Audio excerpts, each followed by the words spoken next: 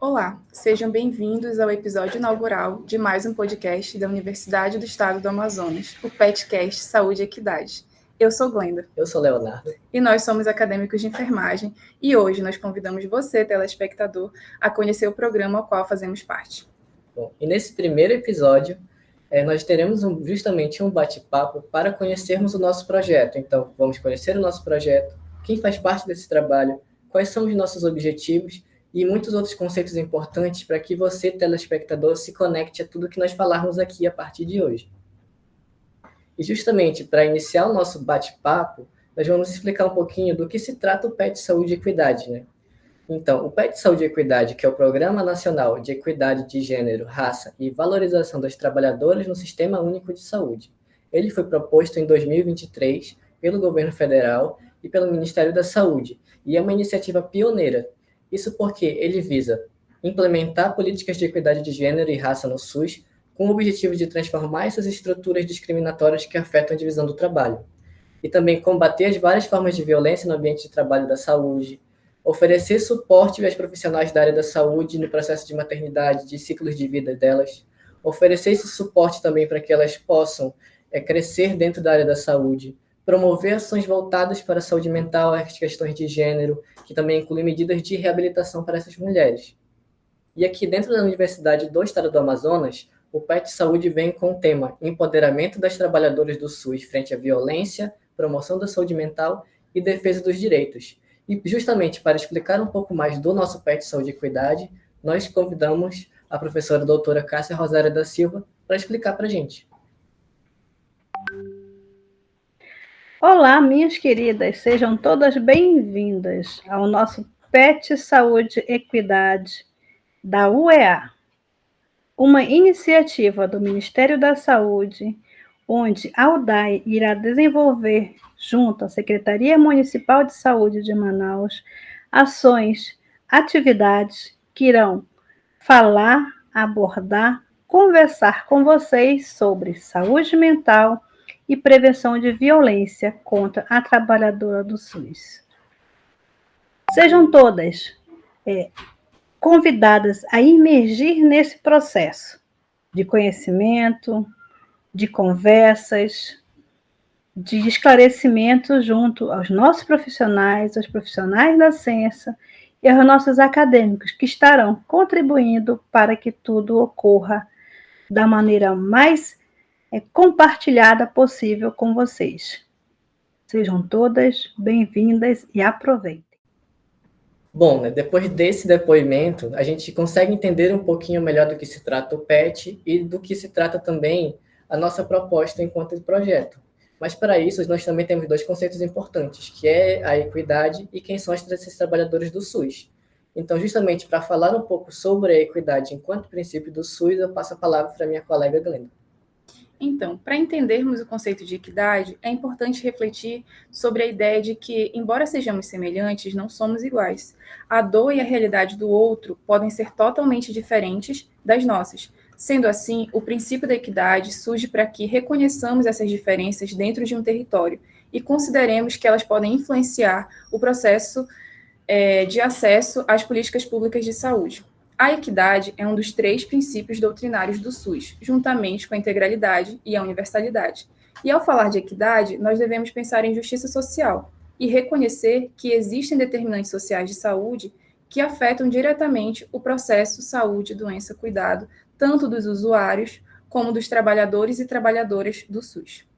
O princípio da equidade no SUS visa garantir que as pessoas tenham acesso ao sistema de saúde quando elas necessitarem. Embora o sistema deva ser acessível a todos, alguns grupos são mais vulneráveis e possuem necessidades específicas. O cuidado deve ser adaptado a essas necessidades, proporcionando uma escuta qualificada e adequada. Dessa forma, populações como as ribeirinhas, quilombolas, população LGBTQIAPN+, a população em situação de rua, elas devem ter acesso a esses serviços de saúde de maneira justa e equânime. Pensar equidade é pensar para além da doença, além de um olhar simplesmente biomédico, de um olhar compartimentalizado. É enxergar o indivíduo como um todo, com questões sociais, econômicas, questões que podem não ser vistas a olho nu, como o adoecimento mental. Então, o fluxo, o andar dentro do sistema é para todo mundo. Mas andar dentro do sistema com a minha orientação sexual, com a minha identidade de gênero, com a minha cor, com a minha realidade socioeconômica e cultural pode ser difícil. E focando mais numa esfera de realidade para instigar a reflexão, as demandas de saúde são para todo mundo, certo? Ou pelo menos deveriam. Ou seja, uma tomografia é para todo mundo, a vacinação, um transplante, uma transfusão sanguínea, dentre outros serviços dentro do sistema de saúde, são para todos. Quando a gente pensa em equidade para essas populações específicas, como a população negra, a população LGBTQIAPN+, a população em situação de rua, é porque tem pessoas dentro desse grupo que sequer vão virar um pedido para tomografia, ou mesmo um encaminhamento para um especialista. E, às vezes, pessoas dentro desses grupos não vão conseguir nem entrar na atenção primária, porque na própria unidade essa pessoa é estigmatizada. E fazendo um gancho para as limitações que existem na promoção da equidade dentro do Sistema Único de Saúde, temos a estigmatização, o preconceito, o machismo, a transfobia, a intolerância religiosa e tantos outros entraves que minam a implementação efetiva da equidade. Ou seja, humanizar é nada mais do que trazer a equidade para o cotidiano dos serviços de saúde, do acesso, da percepção do outro enquanto ser humano, enquanto uma história, e de muitas experiências particulares que deve ser respeitada e preservada.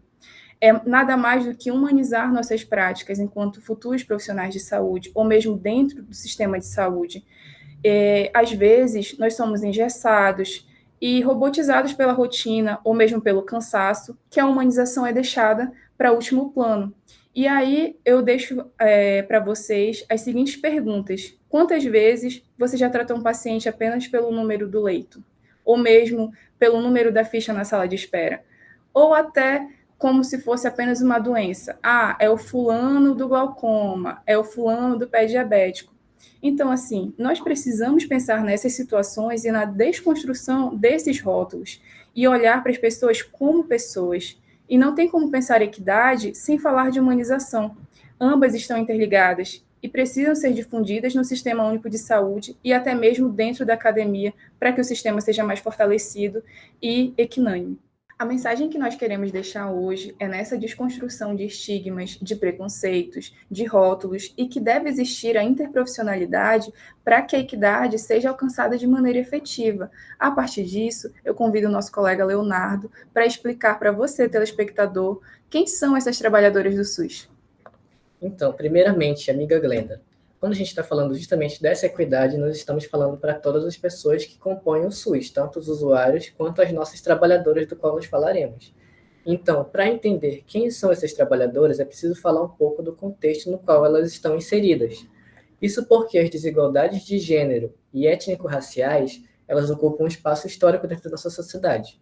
Isso porque o Brasil carrega uma raiz muito grande de preconceitos em relação às mulheres e em relação à raça. Então, até hoje, no mercado de trabalho, as mulheres ainda recebem menos do que os homens em muitos cargos, incluindo os cargos da saúde.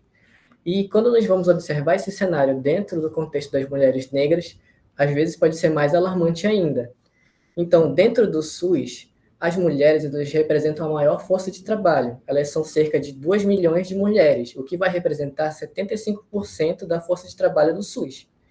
Então, essas milhões de trabalhadoras, elas são representadas por médicas, enfermeiras, técnicas de enfermagem, fisioterapeutas, psicólogas e muitas outras profissionais de nível superior e técnico, não é?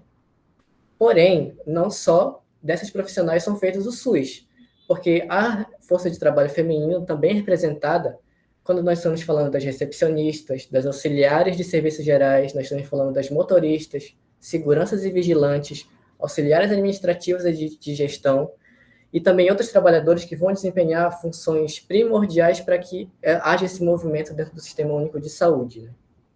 E elas devem se sentir incluídas dentro desse movimento de promoção de equidade de gênero e de raça, porque elas vão buscar essa transformação machista e racista que segrega esse trabalho dentro do SUS. Então, é para isso que o PET Saúde e Equidade vai acontecer. É justamente para que ele alcance essas trabalhadoras, elas se sintam incluídas, que nós possamos proporcionar esse ambiente melhor de trabalho para elas. Perfeitamente, Leonardo. Depois dessa conversa extremamente importante, muito rica, eu queria perguntar para o nosso colega Leonardo o que as nossas trabalhadoras do SUS, os nossos colegas petianos, a comunidade acadêmica e o público em geral pode esperar daqui para frente, tanto do PETcast quanto do PET Saúde e Equidade. Então, depois de toda essa conversa incrível que nós tivemos hoje, o que a gente pode esperar é que muitas temáticas importantes elas sejam trabalhadas daqui para frente, porque ao longo desses 2 anos o PET Saúde e Equidade tem muita coisa para fazer. E o nosso objetivo é justamente alcançar essas mulheres em todos os cantos da cidade, para que elas se sintam acolhidas com cada atividade nossa. E aqui no PETcast, o nosso objetivo não é diferente. Nós vamos nos alinhar junto com o programa principal, para que a cada episódio nós possamos falar sobre esses temas importantes. Né? Então, nós vamos estar falando sobre violência contra as mulheres, nós vamos estar falando sobre a promoção da saúde mental, sobre a defesa de direitos humanos. E, para isso, nós vamos ter aqui vários convidados, nós vamos trazer os nossos alunos, isso porque o nosso programa ele é composto por alunos da área da saúde, de medicina, enfermagem, odontologia, mas também então estamos incluindo a área de humanas, nós estamos incluindo os alunos da dança, da Escola Superior de Artes e Turismo. Então, também dando spoiler do que vai acontecer nos próximos episódios, já nesse próximo episódio nós vamos estar falando sobre a identificação e o enfrentamento da violência no ambiente de trabalho com essas mulheres. E para isso nós vamos ter um convidado incrível, que eu tenho certeza que todos vocês vão amar.